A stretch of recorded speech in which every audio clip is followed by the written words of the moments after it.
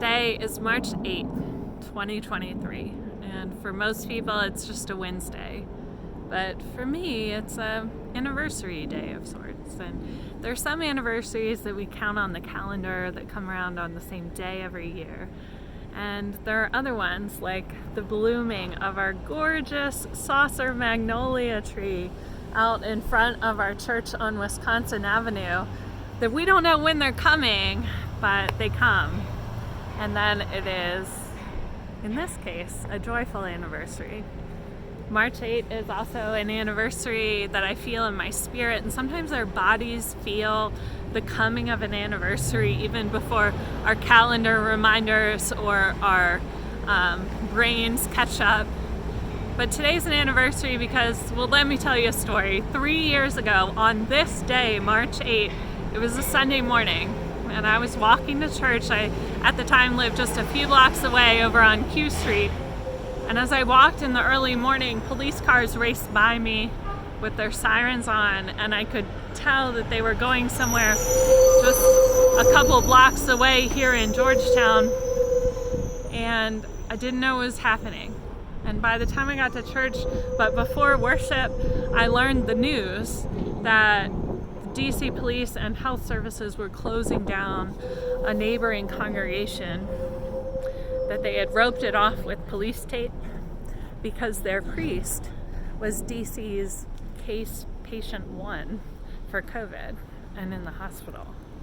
A colleague that I knew, and still know, thankfully as well, and had just been in a meeting with the week before. This was the very beginning of the COVID pandemic here in DC, and it was hitting Georgetown first. We had worship that Sunday, March 8, 2020, but we didn't know at the time that that would be our last in-person worship service for 15 months. It just so happened that that day, March 8, we had a council meeting after worship, and we scrapped some of our regular agenda and put together plans, kind of what if we needed to respond to this pandemic, if we needed to take steps to stop sharing the peace or slow some things down. Little did we know that like 3 days later, we would have already had to make the call to cancel worship for that coming Sunday, and the next Sunday would be our first Sunday online. And it was 15 months before I got to share communion again with anyone in person or be together with you in body in our space. And that was really hard. And we as a community have been held by God through these times, and I think it's important for us to mark anniversaries. You might not feel it, but we clergy feel it, that this is a real anniversary for us because our scriptures follow a 3-year cycle. So this is the first time that we're coming around to the very scriptures that the last time we held these in our hands, it was at the beginning of that time. There was such a hinge point for our whole world. And this tree behind us, didn't bloom last year. Some of you have heard me talk about that with sadness, but this year it is so glorious, and it came early because of the weather that we've had.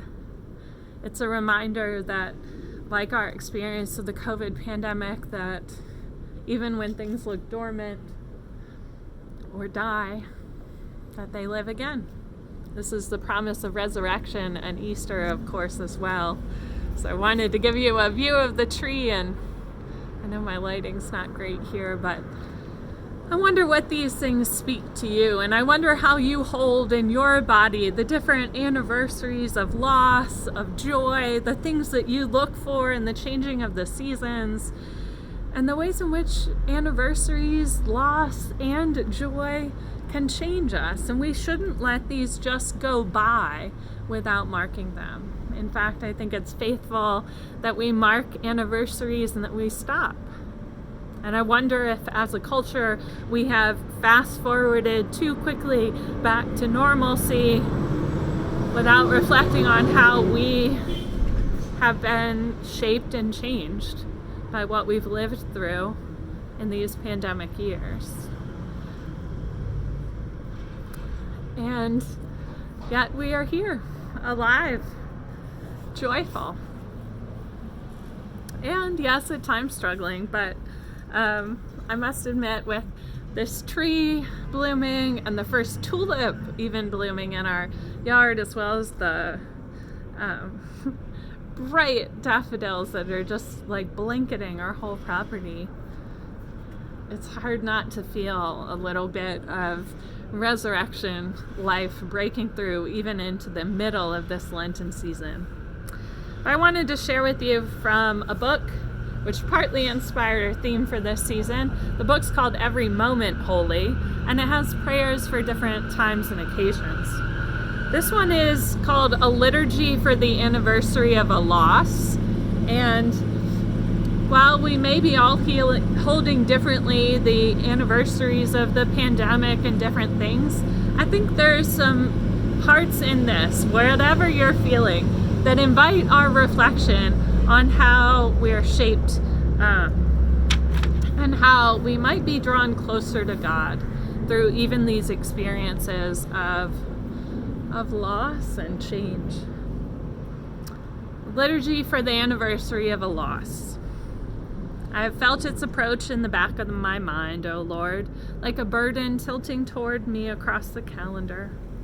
I have felt its long approach, and now it has arrived. This is the day that marks the anniversary of my loss, and waking to it, I must drink again from the stream of a sorrow that is not fully remedied in this life. O Christ, redeem this day. I do not ask that the lingerings of grief be eased, but that the fingers of your grace would work this memory as a baker kneads the dough, till the leaven of rising hope transforms it from within into a form that holds now the same sorrow, but also the surety of your presence, so that when I look again at that loss, I see you, even in the deepest gloom of it. You were there weeping with me, even as I heard you whispering that this is not the end, but only the gray of the dawn before the light begins. And if that is so, then let me look. If that is so, then let that which broke me upon this day in a previous year now be seen as the beginning of my remaking as a Christ follower, more sympathetic, more compassionate, and more conscious of my frailty and daily dependence upon you. As one more invested in the hope of the resurrection of the body and the return of the King than I ever have been before. Let this loss-hallowed day arrive in the years to come like a fire kindling in my bones, spurring me to seek in this short life that which is eternal. Let the past wound and the memory of it push me to be present with you in ways that I may not have been before. Do not waste my sorrows, O God, but use them to teach me to live in your presence, fully alive to pain and joy and sorrow and hope, in the places where my shattering and your shaping meet. Amen.